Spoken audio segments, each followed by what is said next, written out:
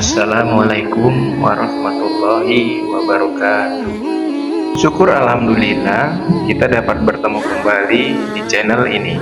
Selawat dan salam selalu dan tetap tercurahkan kepada junjungan kita Nabi besar Sallallahu Alaihi Wasallam.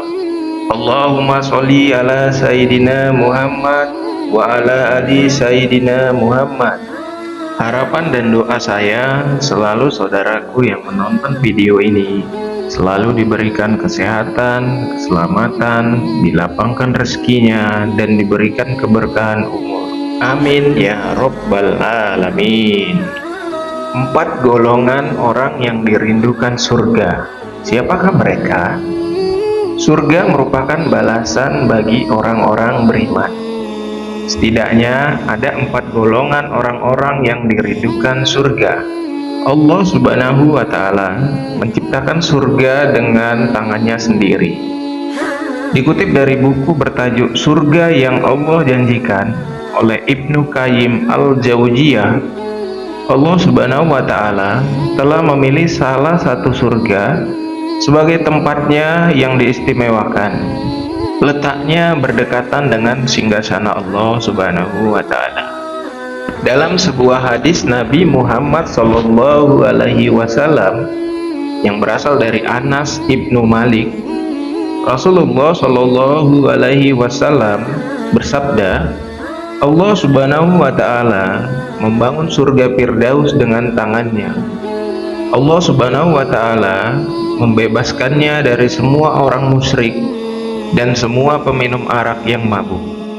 Hadis riwayat Baihaqi. Abdullah ibnu Umar berkata, Allah Subhanahu wa Ta'ala menciptakan 4 hal dengan tangannya, singgasananya, pena, surga, Adam. Lantas Allah mengatakan kepada semua makhluk, jadilah, maka semua itu menjadi. Lantas, siapa orang-orang yang bisa masuk dalam surganya?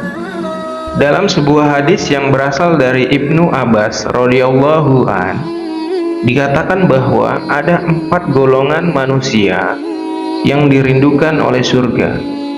Nabi Muhammad Sallallahu Alaihi Wasallam bersabda yang artinya, surga merindukan 4 golongan. Orang yang membaca Al-Quran, menjaga lisan, memberi makan orang lapar, dan puasa di bulan Ramadan. Hadis riwayat Abu Daud dan Tirmizi.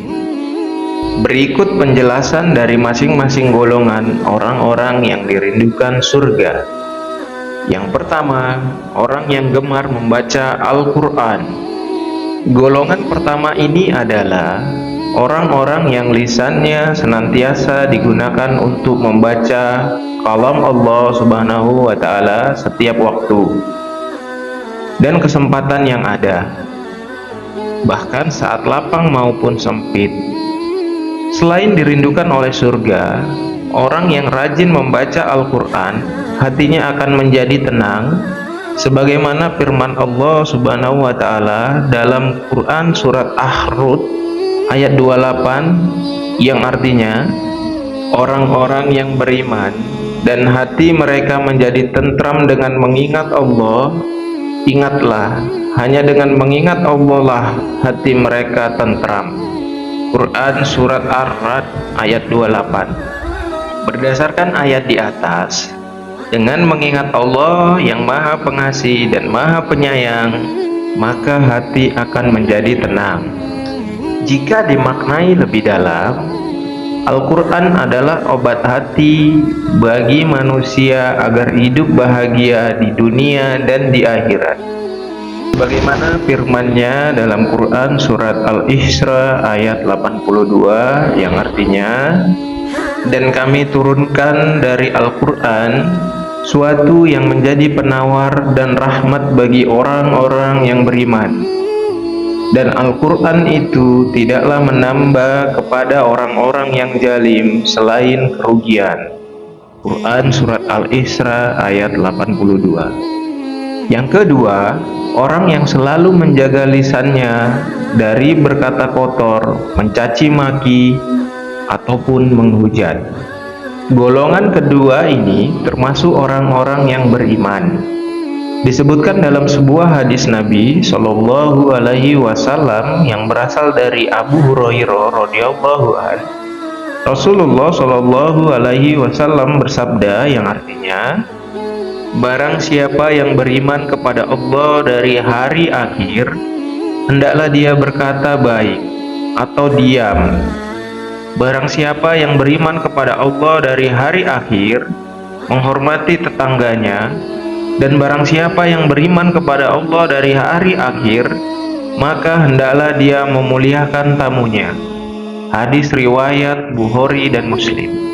Imam Ghazali dalam kitabnya Ihya Ulumuddin menjelaskan, ada 14 macam bahaya lidah. Salah satunya adalah perkataan yang tidak bermanfaat yang dapat membuat hati kasar. Yang ketiga, orang yang memberi makan terhadap orang yang kelaparan. Golongan ketiga adalah orang yang senantiasa membantu orang yang membutuhkan. Allah Subhanahu wa Ta'ala akan membalas kebaikan yang dilakukan oleh hambanya. Bahkan kelak di hari kiamat, Allah Subhanahu wa Ta'ala akan memberikan makan dari buah-buahan surga.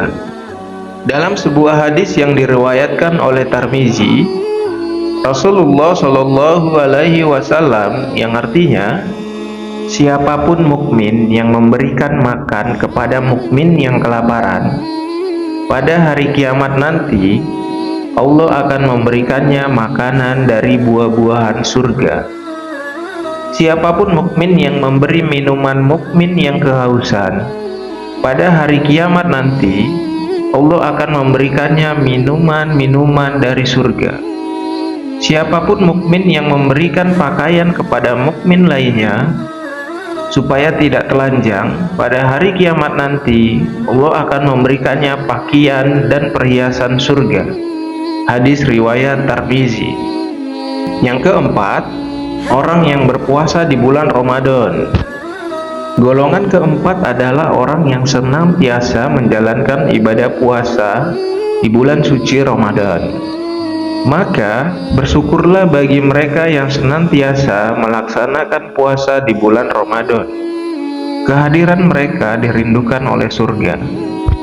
Allah Subhanahu wa Ta'ala telah menyediakan pintu surga bagi orang yang melaksanakan ibadah puasa, sebagaimana dijelaskan dalam sebuah hadis yang berasal dari Syahrul radhiyallahu an, Rasulullah Shallallahu Alaihi Wasallam bersabda yang artinya, sesungguhnya di surga ada pintu yang dinamakan Ar-Rahyan. Orang-orang yang berpuasa di hari kiamat masuk dari pintu itu. Tidak dibolehkan seorang pun masuk memasukinya selain mereka.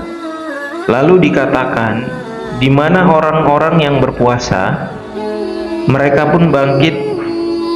Tidak ada seorang pun yang masuk kecuali dari mereka. Ketika mereka masuk, pintunya ditutup dan tidak seorang pun masuk lagi. Hadis riwayat Bukhari Muslim.